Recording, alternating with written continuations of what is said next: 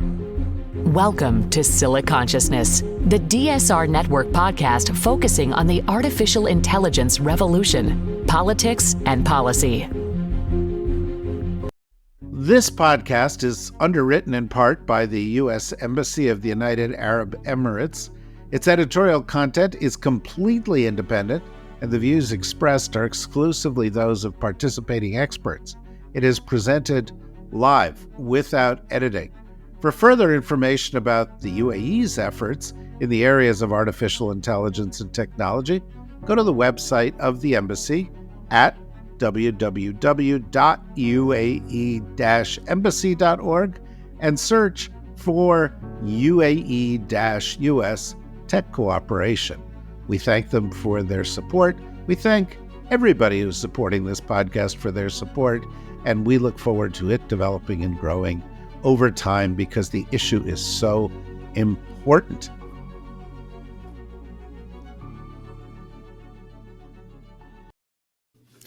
Hello and welcome to Siliconsciousness. I'm David Rothkopf, your host. Each and every week we talk about AI and AI-related issues, and today we are going to have a conversation with a friend who has joined us before. Nina Jankowicz is the CEO of the American Sunlight Project, one of Time Magazine's 100 most influential people in artificial intelligence. She's the author of How to Lose the Information War and How to Be a Woman Online. How are you doing, Nina? I'm hanging in there, David. Not super excited about what the future holds, but determined to fight. Well, that's really what I wanted to talk about. As somebody who's been focused on disinformation and the use of disinformation, we seem to have just come through an election in which disinformation played a big role in the outcome. And then, in fact, there seems to, it's just when you say disinformation, it sounds like it's an aberration. But it seems to be the central organizing principle of a big chunk of our information establishment. And of course, as we have discussed before, AI makes it easier to produce better, more tailored disinformation. And that seems to be a goal of this incoming administration. And so that's where I'd like to begin. What are your thoughts on all that? Yeah, well, I love the term that a media scholar and former journalist, Julie Pizzetti, brought to my attention, which is the broligarchy. I think we're about to see the advent of the broligarchy here in the United States with this kind of nexus of power between the world's richest man, Elon Musk, and Trump. And that's not just covering issues like AI, where I think, we're likely to see this new Trump administration repeal what few regulations and research existed at the federal level around AI through the executive order that the Biden administration passed. But also, the media ecosystem potentially being less critical and certainly researchers pulling back from this space. I think one of the most concerning things that we've seen since Election Day is the re-amplification of Donald Trump's 2022 promises to ban any federal funds from being used to research mis and disinformation and to sic the DOJ after misinformation and disinformation researchers who Trump and his allies allege to have been involved with the quote unquote censorship industrial complex. So not only do we have these technological advancements that I think are going to be running unchecked without any bumpers on the bowling alley, so to speak, we're also going to be seeing a crackdown on people who are just trying to get the truth out there and make sure that abuses of power and lies that are being told at a federal scale, that the public knows about them. And I think that's really quite scary.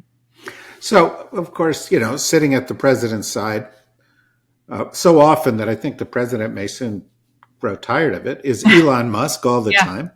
And he has taken Twitter, which once upon a time was not the most horrible place on the internet, and he's turned it into the most horrible place on the internet, and done so in a way where, essentially what he sought to do in the name of free speech is turn it into a giant disinformation engine. So he's going to be an influencer here. And the guy that Trump has picked to be the head of the FCC has specifically talked about this disinformation industrial complex, or the censorship industrial complex. And so, what do you think the kind of roles they will play will be?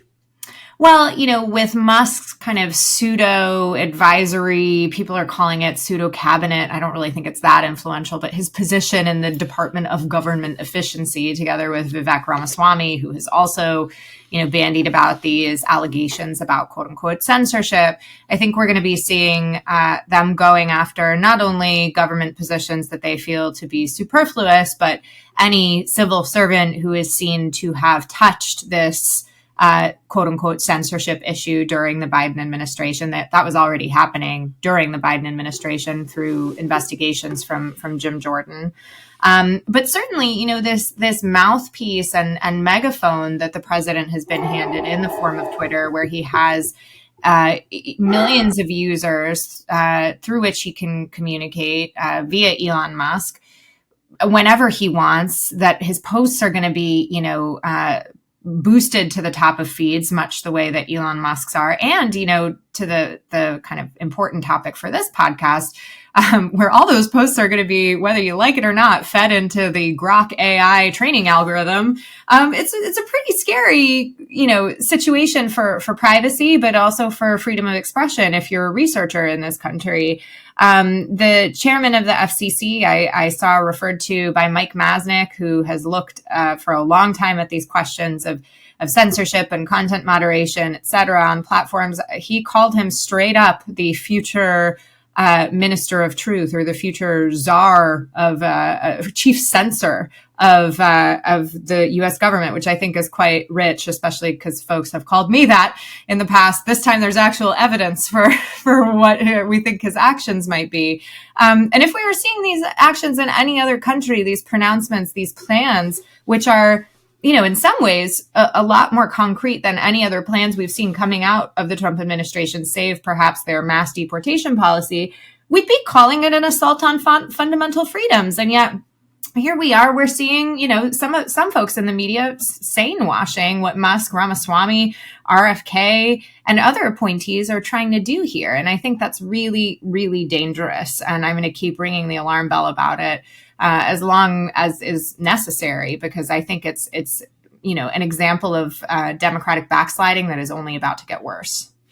Well, one thing that strikes me is that the incoming administration might not just eliminate efforts to investigate mis and disinformation. It might not just eliminate guardrails. It might actually become an engine of mis and disinformation. Absolutely. And we know during COVID, Trump tried to cook the books with numbers.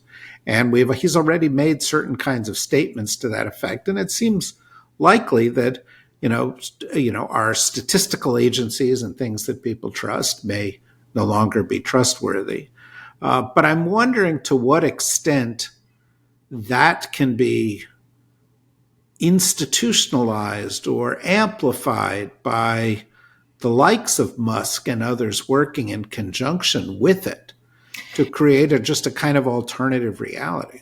Absolutely. I think that's a huge problem. And we saw at the end of the first Trump administration steps in that direction being taken. You might remember the U.S. Agency for Global Media was headed up by a Trump loyalist who tried to make this agency, which, oversees the likes of Radio Free Europe and Voice of America, into a propaganda mouthpiece, one that wasn't reporting the truth, but was reporting things about the Trump administration in, a kind light. That's not normally what VOA and RFE and the other outlets that exist there were doing. They're staffed with, professional journalists. And that was kind of a bumbling attempt. But I think if you've got the likes of Musk and Ramaswamy firing legions of civil servants who before acted as a bulwark to those tendencies and the institutionalization of lies and disinformation. It's going to be easier to kind of roll a bulldozer over the norms that existed before. And we're already seeing that happening with the transition process. You know, there's no FBI background checks for many of these nominees.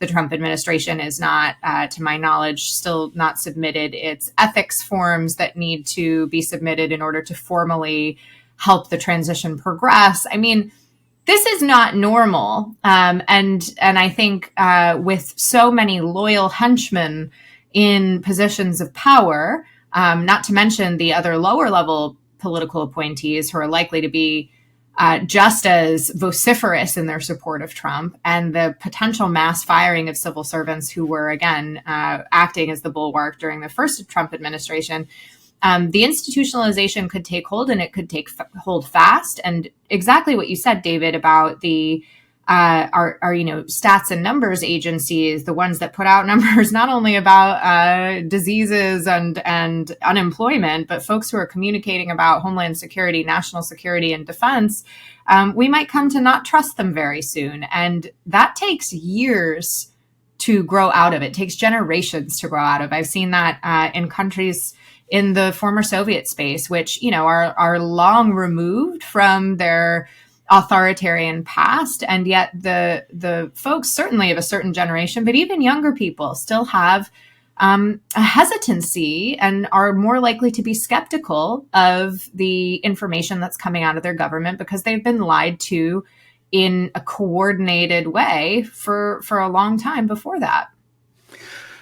Okay, so, you know, one of the resolutions that I've made in the course of the past month or so since the election is to try not to set my hair on fire. It's to try not to focus on worst fears or worst cases, but rather focus on what's likely. Yeah. And then to talk about how we can possibly influence the outcome. And so, for example, and I find in each one of the cases that I look at, that there are ad hoc coalitions that can be brought together that can be helpful, and that some of them may not be who we expect. Mm-hmm. And so I want to raise two possibilities here and have you address them, and perhaps you can think of others. But for example, you know, if you look at Trump's nominees, his Treasury Secretary nominee and his National Economic Council nominee are fairly normal guys. You know, we may not agree with them in terms of policy, but they're kind of mainstream guys. And I think there's a reason for that. I think that Trump would find a market crash, the bond market turning on them, you know, international financial upheaval to be extremely difficult because a lot of his supporters and he are tied up in those things. So there may be some allies there because typically the bond market and the financial markets don't want two sets of books, don't want cooked numbers. They want to know what's actually going on. Similarly, while some AI companies may be like, you know, hey, let's just have no regulation at all, we can take care of it. Others may see some risk in that.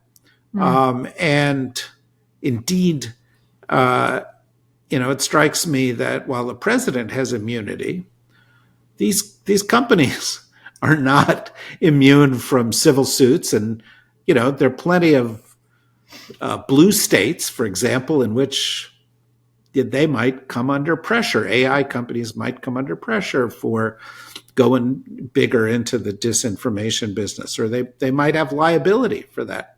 Yeah. As you look at that, where do you see the ad hoc coalitions, sometimes that involve Republicans, sometimes that involve business leaders, that can help at least, you know, contain the damage? Well, on the AI front, I know last time we spoke, we talked about deepfake pornography, and I have seen some really encouraging progress in that realm. We just led a sign-on letter to a letter that was headed up by Debbie Dingell and August Pfluger, a Democrat and a Republican in the House, calling on major technology companies to implement their own policies to stem the flow of deepfake pornography. One deepfake porn bill passed the Senate and is awaiting House approval. Probably won't make its way through the House before the end of the year, unfortunately. But I think it's likely we do see some deepfake pornography regulation. Now, that's not stemming the authoritarian onslaught coming from Trump, but it is mitigating harm that is happening every day. So I do see a bright spot and bipartisanship there, and that is so rare. I will take it when I can get it. Otherwise, I think, David, you're right that there is room to push back within blue states among coalitions of, lawyers, academics, scientists who are being affected by these issues. And that's something that the right has done really, really effectively. The entire kind of campaign against disinformation researchers was driven by the engine of America First Legal. And so I think there is room for the left to organize itself in litigation around issues related to freedom of expression and technology and the democratic harms that might come from all of those being consolidated within one administration in a way that we've never seen before. I mean, one of the big disappointments, I know we're supposed to be talking about bright spots now, but one of the big disappointments to me over the past couple of days was that we saw Mark Zuckerberg fly out to kiss the ring at Mar-a-Lago and have a private meeting with Trump just before Thanksgiving after, Trump has aired that he'd like to see Mark Zuckerberg thrown in jail. And then Mark, of course, sent a letter to Jim Jordan at the end of the summer saying he wasn't going to deal in politics before and he was wrong to deal in politics anymore and was wrong to do so before, essentially admitting fault where there was none for having made content moderation decisions. And now, he's trying to curry favor with the man himself. So I think we're going to need coalitions on the civil society, non-government, legal side to fight against what is this consolidation of power within the broligarchy, because I think they're going to be trying to push the limits of whatever they can do. And Zuckerberg, certainly, in my opinion, is trying to curry that favor with Trump to avoid scrutiny from the government side. And we owe it to the country to give it to the platforms and the government from the civil society side. Well, how do we do that? I mean, do you think that the fact that Trump is surrounded or supported by Musk and Peter Thiel and Mark Andreessen and those kind of folks, and Zuckerberg, and Zuckerberg, whatever you say about Zuckerberg, he runs a company. He can't run it in the world that he wants. He's got to run it in the world that he's got. So a lot of business leaders end up going in and sort of saying, okay, well, how do I deal in this environment? And of course, Trump has we've seen him for 4 years, and we know that he likes to be flattered and people come bend the knee and so forth. And you see world leaders doing it. And so we're going to see that in the AI world. But it also strikes me that those are very big companies. Mm-hmm. And so that one of the inherent problems here might be anti-competitive, that smaller companies and others with different views might find themselves crushed by this. Do you see that as a potential problem within AI? Well, I think there's a reason that, when going after voices of dissent or opposition, often it's the individuals who bear the brunt. And it's very nice for Mark Zuckerberg to fly to Mar-a-Lago. And yes, I understand that this is the world he has to operate in, but he's also an extremely rich individual that has a resource that, Trump would like to have on his side. And I think it would be a nice thing for democracy around the world if he were to at least, not be so obsequious in his dealings with Trump and try to take a stand. Platforms did it before. Platforms did it in January 6th, and it's very nice that they have the privilege to play it safe, but not everybody does. And so I think the folks who are on the front lines, I have a privilege of knowing many of them. I think we got to stick together. There might be differences between us and how we think that we should approach these things, or, quibbles about terminology, all of that we need to put behind us now, because this challenge that we're facing, and I'm not saying this with hair on fire, I'm saying this as somebody whose safety has been on the line before. I think it's really serious. And I see so many parallels to what friends and colleagues in places like Belarus and Russia have gone through. This is just the same playbook with a democratic facelift, kind of sprinkled in First Amendment fairy dust. And we just need to see it for what it is. So, I'm trying to marshal that sort of coalition. But one thing that has always plagued the left or even the center is that we do not inspire the same sort of giving. Philanthropic giving that the right does. America First Legal, which drove so many of the lawsuits against the disinformation community, was endowed with tens of millions of dollars in order to carry out those cases, to do some of the research for Jim Jordan's weaponization committee. I mean, it's a pretty serious operation, and we don't necessarily have the same sort of offensive strategy that they do. And I think folks who care about democracy on the left and the right, and there are Republicans, both who sit on my board at American Sunlight and who are working in this space otherwise, we all need to band together and make sure that we inspire that sort of philanthropy among the 70 plus million Americans who voted against Donald Trump in this past election. A question that comes to my mind is, why doesn't the right fear disinformation as much as the left does? It leads one down a twisted path to, well, why doesn't the left do more disinformation about the right? But why do you think that is? Why do you think this is so clearly associated with one side in the political battle? Yeah, we've faced similar things in our battle against Russian disinformation too. And the idea there is just that there are norms that, the American institutions respect that Russian institutions don't. And the same thing can be said of the right versus the left here. And I've always erred on the side of, we don't need to play in disinformation, whether we're fighting Russian, Chinese, Iranian, whatever, or homegrown disinformation. We need to tell better stories. And I think the left is really bad at that. The left is fractured right now. You just look at the discussions on any social media platform, particularly Blue Sky, and the many different factions within the left that exist there.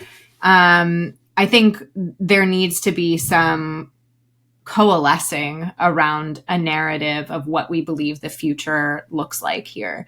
And there is a danger in playing in disinformation, and I've never recommended it. I don't believe that we should fight fire with fire, because it just feels so much whataboutism in a way that we'd never be able to recover from. And we've seen that with the Kremlin. Anytime the U.S. comes close to saying either something that's not true or contradicting itself, or, historical cases of disinformation that the United States has engaged in decades and decades ago, Putin plays a very, very fierce whataboutism game. And I think the MAGA wing of the Republican Party is very, very good at that as well. So I would caution against it. I think finding the right story and the right storytellers. And there's been a lot of ink spilled about who are the right storytellers, and the way that this previous campaign, the Harris campaign, was handled, and who were the spokespeople there. I think there's a lot of introspection that needs to happen there, but that's where I come down on this. I don't think that we need to beat the trolls at their own game. I think that's probably an unwinnable match. However, I do agree with you that, disinformation is not a partisan issue. It is a democratic one. It doesn't matter if you're a Democrat or a Republican.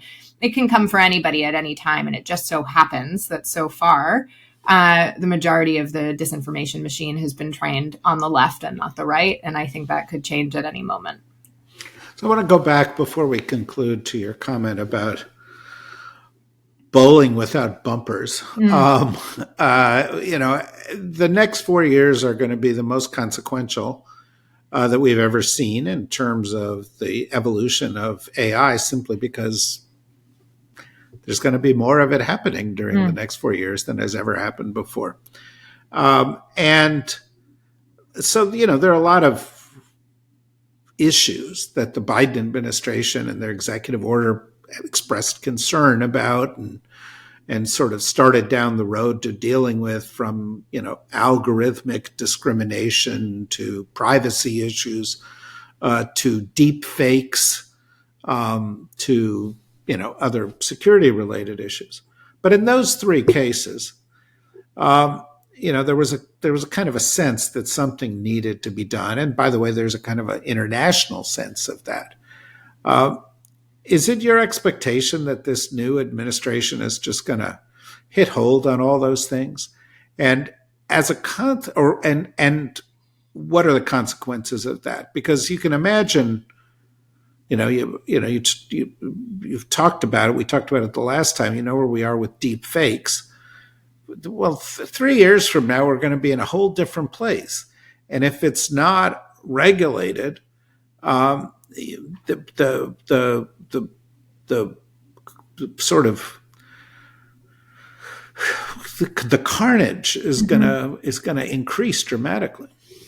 Yeah. So, I mean, I've heard, and I don't know how good my intel is, that this incoming administration does intend to reverse that executive order, which I think is really unfortunate because it had bipartisan support and was written in such a way that it could garner that bipartisan support for the long haul. And was kind of future-proofed, I thought, in that regard. The good news, I think, is that, and again, to your point of, little bright spots that we can count on, there have been hearings in the Senate and a number in the House that have been bipartisan in nature about the threat that AI poses, its risks and rewards. And I think a good faith effort by Congress to educate itself on AI. And I think there is an understanding, even among Republicans, that some regulation for this technology is necessary. And perhaps that's because there have been people like Musk who have been ringing the alarm bell about what AI could do if left unchecked. There is also, I think, a bright spot in the fact that Europe has already gotten regulation on the books in this space. I think Trump and his ilk may attempt to make an argument that less regulation would help American business and help us innovate faster than our European counterparts or certainly Chinese counterparts. And that's what I worry about.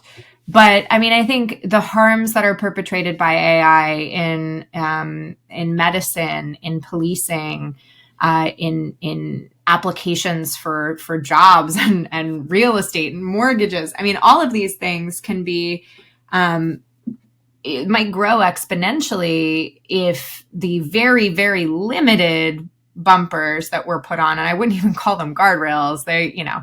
They'll sort of keep you from going the wrong direction, but not even that. I mean, mostly it was just a bunch of research that the EO ordered. I think we're likely to see, at least some of these attempts at investigating the harms of AI clawed back. And that's worrisome to me. Perhaps we won't see them in the defense tech sector. Perhaps that's where we'll still see innovation. And that could be a way to preserve ongoing work in AI harms by kind of nestling it under DoD because they've done good work, let's say, in the information sphere as well. But yes, the word on the street is the AI executive order is toast. So I hope I'm wrong. I bet you're not, but I do think you cut to a core issue that in several decades here in Washington I've learned about, which is that every administration has its hot button issues. And if you redefine things in terms of those hot button issues, you have a chance, in the early part of this century, if you define something as having to do with the global war on terrorism, you could get somebody's attention and support. Absolutely. Yeah. And so it may be that we'll have to look for things like that in all of this, or just maybe the interests of the broligarchs and see how to harness that. Well, we'll keep tracking it, and hopefully we can borrow some of your time again in the future. I'd love that. To talk about it. But we are super grateful as we sit here looking into the unknown. I almost said void or abyss, but I think that may be too much, but into the unknown. And thank you very much for joining us. We look forward to having you back. And same holds for all of you who are listening here on Silliconsciousness each and every week. We hope you'll come back, and we'll keep trying to figure this stuff out along with you. So until then, bye-bye.